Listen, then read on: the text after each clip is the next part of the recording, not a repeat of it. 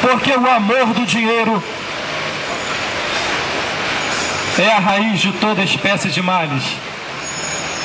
E não se iluda, querido, não se iluda, querida, se você observar hoje em dia alguém se dizendo da parte de Deus, alguém se intitulando pastor, apóstolo, profeta, missionário, bispo ou patriarca, querendo dizer que você vai alcançar o favor de Deus se você sacrificar o que você tem no seu bolso. Eu quero te avisar que o que você tem, seja pouco ou seja muito, se você tem, foi o próprio Eterno, foi o próprio Criador que te deu. Ele não está pedindo o que você tem no seu bolso, Ele não precisa do seu dinheiro, mas Ele te ama e Ele está interessado na sua alma, na sua vida e no seu coração. Ainda falando sobre a declaração do apóstolo Paulo, onde ele diz também que nessa cobiça, que cobiça, queridos, o amor ao dinheiro, o amor às coisas que você tem visto, o amor às coisas que você pode ver, sentir e tocar. Nessa cobiça, nesse amor louco e desenfreado, nessa cobiça, alguns se desviaram da fé. Talvez eu esteja sendo ouvido nesta noite por alguém que se desviou da fé. Eu não estou falando de você que não está frequentando uma igreja evangélica, porque pode ser que você esteja ainda frequentando uma igreja evangélica. Você pode fazer parte de uma igreja, você pode ter carteirinha de membros de igreja evangélica, você pode vestir um terno bonito, você pode usar uma gravata de seda, mas muitas vezes pode estar desviado da fé por causa da cobiça, porque o seu amor, ao invés de ser posto naquele que te criou, que te redimiu e que te chamou, se o seu amor estiver posto naquilo que está no seu bolso, você também se desviou da fé. Assim como muitas igrejas hoje, chamadas evangélicas, têm se desviado da fé e têm trazido um mau testemunho, tem afastado mais do que agregado. Ao invés de trazer as ovelhas para o rebanho, tem afastado as ovelhas do Senhor, porque estão pregando um evangelho distorcido e corrompido. O amor ao dinheiro, o risco de desviar o teu coração de uma meta que não é a correta, no qual o único que nós devemos colocar o nosso olhar, o nosso coração, é aquele que pode nos salvar, como diz o texto: olhai para mim e serei salvo. Mas eu quero trazer para vocês duas notícias. Uma delas muito ruim, extremamente ruim, e a outra muito boa, extremamente boa. Mas eu quero começar com a ruim. Começando com a ruim, eu te pergunto a cada um de vocês: quais são os seus problemas? De repente o seu problema é simples, você quer perder alguns quilos, ou já pode não ser tão simples assim. Está tentando, procurando alguém com quem se possa casar, alguém que seja o ou a ideal para o teu casamento.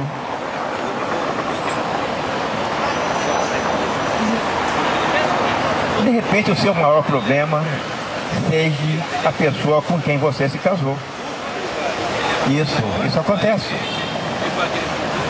São muitos casamentos que são um verdadeiro problema. Talvez seu problema seja aqueles que você e sua esposa criam em casa, seus filhos, te dando muita tristeza com envolvimento nos vícios. E nesse mundo que tanta coisa oferece e realmente não anda por bons caminhos. Talvez seu problema seja a divisão de uma herança. Ele pode ser muito mais grave do que isso. Pode ser uma enfermidade grave, Nós aqui estamos diante do INCRA, onde esse quadro é bastante presente em enfermidade. A lista pode ser muito grande. O que não nos falta são problemas. Talvez o seu problema seja tão sério que você não quer nem me ouvir. Nem está disposto a me ouvir. Você já cheio de problema. Eu estou falando sobre problemas. Isso aí pode te chatear. Mas eu creio uma coisa. Que todos concordam que a morte seja o maior problema. Talvez, se você tivesse todos os problemas aqui citados, procurando alguém para se casar, ou a pessoa com quem você se casou, ou os filhos trazendo aborrecimentos, ou a divisão de uma herança, ou uma enfermidade grave. De repente, se você tivesse tudo isso e tivesse que escolher entre continuar tendo esses problemas e morrer, eu creio que você ia ainda assim preferir ficar com seus problemas. Tal é a seriedade da morte.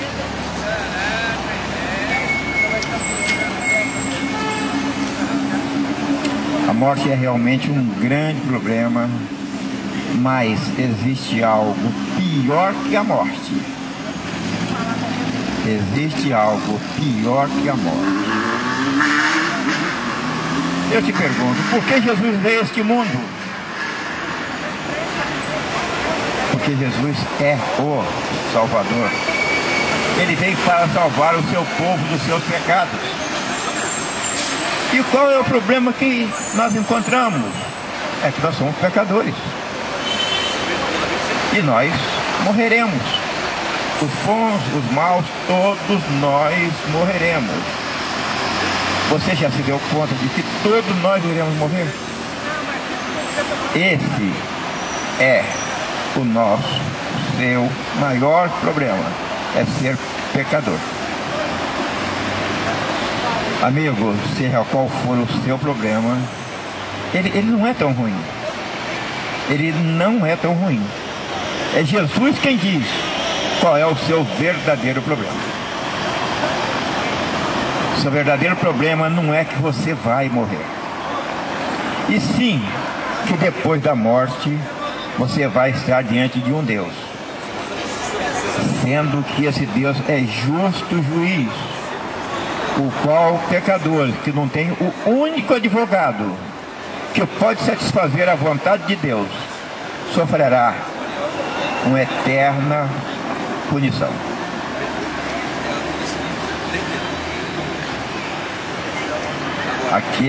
Aquela punição que em Apocalipse chama de a segunda morte, ou seja, o inferno.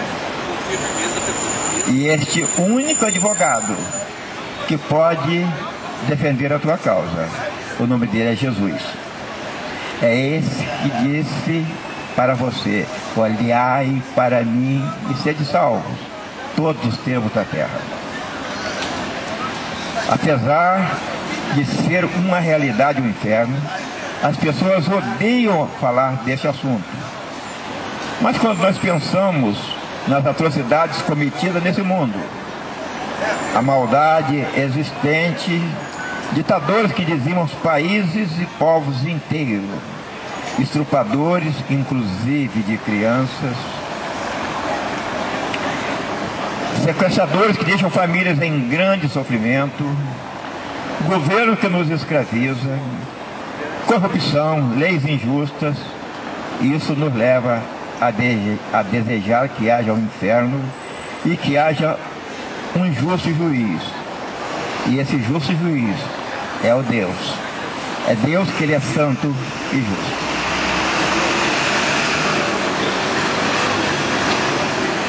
Mas só que existe um problema.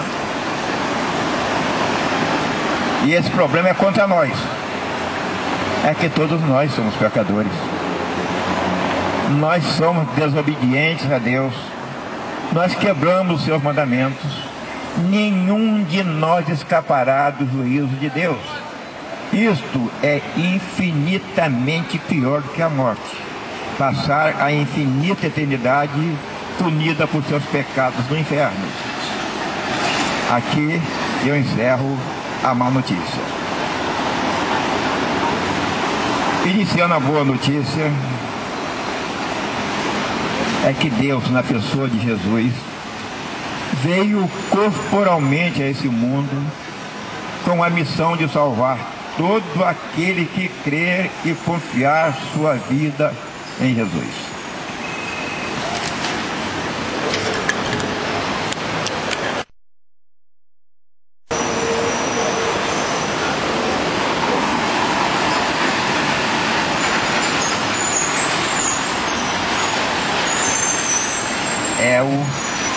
E o que é que Jesus pede de nós?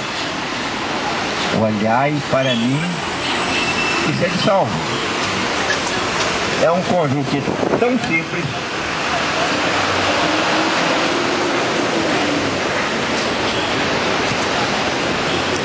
é um convite extremamente simples. Ele não te pediu para fazer uma corrida de 20 km. Ele te convidou, olhai para mim. Ele não te chamou, te convidou, te deu, te ensinou a participar da corrente das 7 semanas. Ele disse, olhai para mim. Ele não te disse para participar da fogueira santa de Israel. Ele disse, olhai para mim. Ele não te disse para frequentar a reunião dos 302 pastores. Ele disse, olhai para mim. Não te disse, traga os dízimos, uma demonstração e uma troca por bênção. Ele disse, olhai para mim. Ele não te disse que traga uma indulgência que eu te dou a salvação. Ele disse, olhai para mim. Olhar é muito mais do que enxergar. Olhar é fitar os olhos em algo ou alguém. Mas a verdade é que vocês estão olhando para si mesmos. Vocês estão fitando os seus olhos em si próprios. E o nome disso é egoísmo. Não vai adiantar nada. Você nunca encontrará conforto em si mesmo. Você só encontrará trevas, desespero. E Jesus diz, olhai para mim. Eu sou tudo o que você precisa. Que Deus nos abençoe. É uma rede, né, cara? É uma organização. Soldados amados, com a paz gloriosa de Jesus, e agradecer a Deus por essa oportunidade que Ele nos concede. Estamos aqui pregando a palavra, anunciando o amor de Deus, falando do Evangelho da graça de nosso Senhor Jesus Cristo. E eu quero ler um texto no livro, na carta do apóstolo Paulo, 1 Coríntios, capítulo de número 1, o versículo de número 18, que diz: porque a palavra da cruz é loucura para os que perecem, mas para nós que somos salvos é o poder de Deus.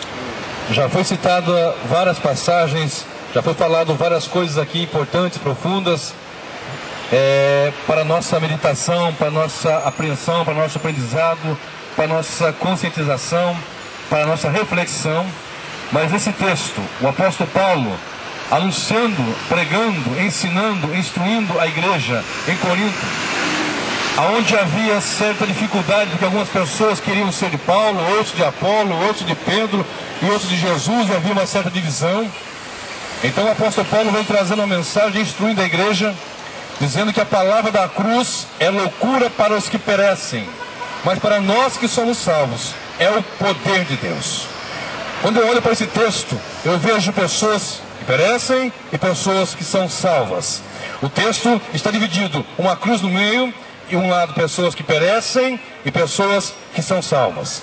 A mensagem da cruz, a pregação da cruz, ela é loucura para aqueles que perecem, que estão perecendo, que estão se corrompendo, que estão caídos no pecado, mas para quem é salvo em Cristo Jesus, isso é poder de Deus. É anunciado o poder através da cruz, porque quando eu falo da cruz de Jesus, eu falo de redenção, eu falo de remissão, eu falo de justificação, eu falo de graça, eu falo de bondade, eu falo de misericórdia. Quando eu levo a minha vida para a cruz de Cristo, o evangelho da cruz de Cristo, o evangelho da graça, aonde Cristo Jesus se fez homem, se fez carne e se entregou, morreu numa cruz, derramou seu sangue precioso para salvar os pecadores, para salvar um povo eleito, um povo seu, zeloso e de boas obras. Então isso é necessário trazer uma reflexão em nossas mentes, em nossos corações, de que na cruz do Calvário, o apóstolo Paulo apontou para aqueles que perecem, é loucura, mas para nós que somos salvos, está dizendo nós o que? A igreja de Cristo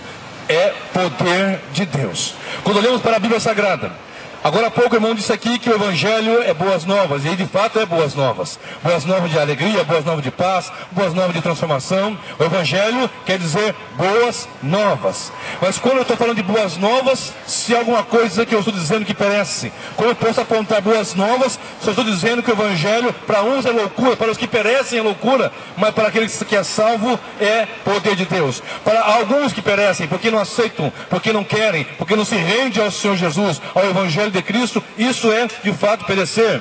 A Bíblia nos diz, em Boas Novas, João 3, verso 16, porque Deus amou o mundo de tal maneira que deu o seu Filho unigênito para que todo aquele que nele crê não pereça, mas tenha a vida eterna. Esse é o desejo, esse é o propósito de Deus. Mas no mesmo livro de João, capítulo 3, mesmo jeito, no versículo 36 diz, aquele que tem o Filho tem a vida, mas aquele que não tem o Filho, a ira de Deus sobre ele permanece. Ou seja, eu não posso pegar o evangelho falsificado, o evangelho escondido. Eu tenho que dizer que há salvação em Cristo, que há redenção na cruz de Cristo, na pessoa de Jesus, perdão no sangue de Jesus, mas aqueles que perecem por não terem, por não estarem, por não obedecerem, por não quererem, por não viver na presença do Senhor. Quando olhamos para a palavra do Senhor, a Bíblia, algumas passagens bíblicas, alguns textos bíblicos, ela chega a chocar, ela chega a apertar. Eu quero que o seu coração seja apertado aqui nesta noite. Eu quero que o seu coração seja realmente apertado aqui nesta noite. No Salmo de número 9,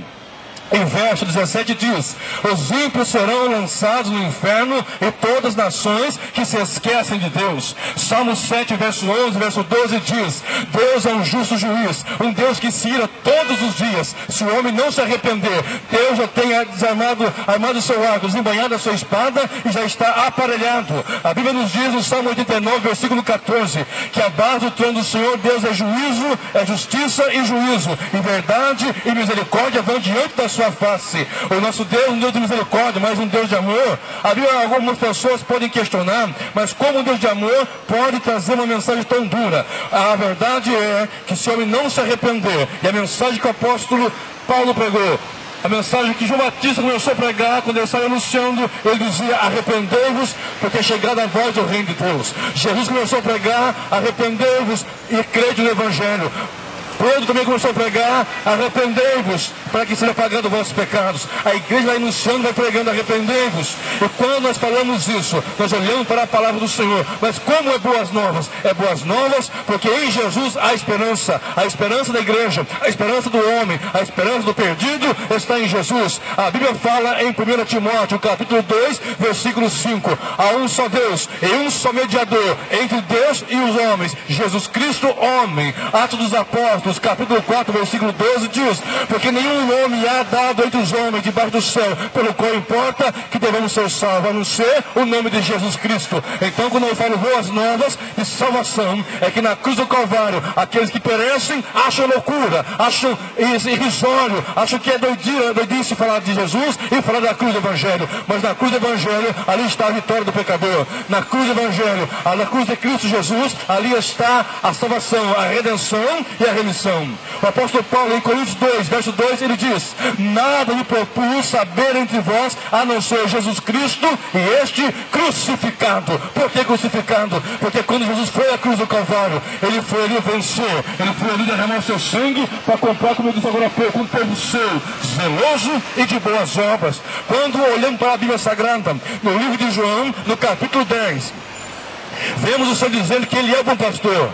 E aí ele vai dizendo que as ovelhas do seu redil, eles ouvem a sua voz, eles conhecem a sua voz e essas ovelhas o seguem. Ele continua dizendo que ele tem poder para dar a sua vida e tornar a tomá-la, que ninguém toma, ninguém tira a sua vida, mas ele livremente, ele entrega a sua vida e tem poder para tomar de novo a sua vida.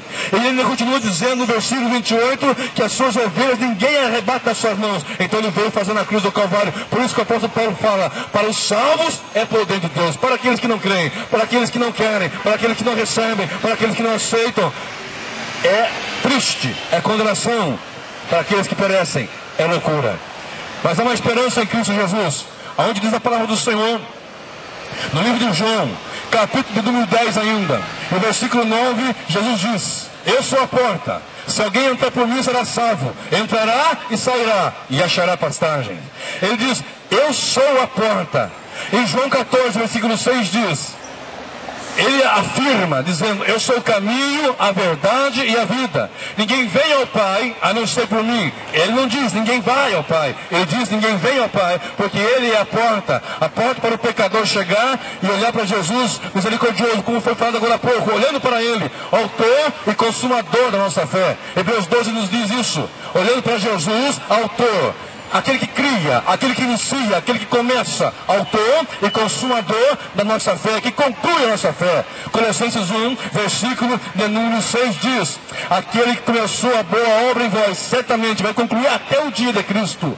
Filipenses 2,13 diz que Ele é o que opera em vós, tanto querer como efetuar. O querer é dele, o efetuar é dele, o realizar é dele, a obra é dele, Ele veio por amor. A mensagem do Evangelho é esta, a mensagem de boas novas, não boas novas de salvação, porque o homem sem Jesus, ele está debaixo de peso, debaixo da ira, debaixo da separação, mas em Jesus Cristo nós temos a redenção, em Jesus Cristo nós temos a salvação. O apóstolo Paulo, em Romanos capítulo número 1, e versículo 16, ele diz, não me envergonhe do Evangelho de Jesus Cristo, porque é o poder de Deus para a salvação de todo aquele que crê, do judeu e do grego, todo aquele que crê, o Evangelho é o poder de Deus. Por isso ele não se envergonha. Por isso ele diz aí em Coríntios que para uns que perecem é loucura, mas para aquele que é salvo é o poder de Deus. É o poder de Deus para a salvação do mais terrível pecador. É o poder de Deus para a salvação daquele que se entrega, que se rende, que é tocado e chamado pelo Senhor, dos eleitos, dos escolhidos. A palavra do Senhor é forte, ela é enfática, ela é firme, ela não tem meio termo. É sim, sim e não, não. Ela não tem mais ou menos, talvez, quem sabe. É ou não é? Por isso, quando olhamos para a Bíblia Sagrada, a palavra de Deus em Amós, capítulo 4, quando a nação de Israel era despertado pelo profeta, ele dizia, prepara-te, ó Israel, para encontrares com o teu Deus. Quando ele anunciou essa mensagem, é porque um dia nós vamos ter um encontro com o Senhor. A nação de Israel foi alertada, e a humanidade também deve ser alertada. Nós precisamos saber que o nosso Deus é um Deus de amor, mas também um Deus justo. No capítulo 16 de João, Jesus instruindo a igreja, aos discípulos, ele diz, olha bem, eu vou para o Pai, mas não vou deixar vocês órfãos. Eu vou enviar o Espírito Santo, e ele vai convencer vocês do pecado, da justiça e do juízo. Do pecado, da justiça e do juízo. O Deus da Bíblia, o Deus Pai de nosso Senhor Jesus Cristo, é um Deus de misericórdia, é um Deus de justiça, mas é um Deus de juízo. Então nós precisamos entender uma coisa: se nós não estivermos debaixo da graça salvífica em Cristo Jesus, nós estamos debaixo de condenação. Não existe meia palavra, nem meio termo. Sim, sim, não, não. A palavra do Senhor, no livro de Colossenses, capítulo 1, versículo 13, diz que Ele nos libertou do império das trevas e nos transportou para o reino do Filho do seu amor. E aqueles que são transportados pela graça misericordiosa do Senhor estão guardados para a salvação, e é uma salvação eterna, não passageira, mas eterna no Senhor. Reflita nessa noite, guarde essas palavras no seu coração. Deus é amor, mas Deus é justiça. Deus é amor, mas Deus é juízo. Deus é amor, mas Deus também trata com o pecador de forma que tem que ser tratada com peso, com justiça e com juízo. Agora, para encerrar, para eu concluir essa mensagem rápida, essa mensagem curta, mas que com certeza vai falar no seu coração, ouça, guarde bem este versículo que eu recitei e vou citar novamente. Porque Deus amou o mundo de tal maneira que deu o seu Filho unigênito, para que todo aquele que nele crê não pereça, mas tenha a vida eterna. No livro de Provérbios 28, versículo 13 diz: aquele que encobre as suas transgressões jamais prosperará, mas aquele que deixa alcançará misericórdia. E o verso 14 diz: bem-aventurado aquela pessoa que constantemente, continuamente teme ao Senhor, mas aquele que vem endurecer cairá no mal. Ainda a palavra do Senhor continua apertando e continua afirmando: se andarmos na luz, 1 João 1, verso 7, como Ele na luz está, temos comunhão uns com os outros, e o sangue de Jesus Cristo, seu Filho, nos purifica de todo o pecado. A palavra da cruz é loucura para os que perecem, mas para nós que somos salvos, é o poder de Deus. Amém. Amém.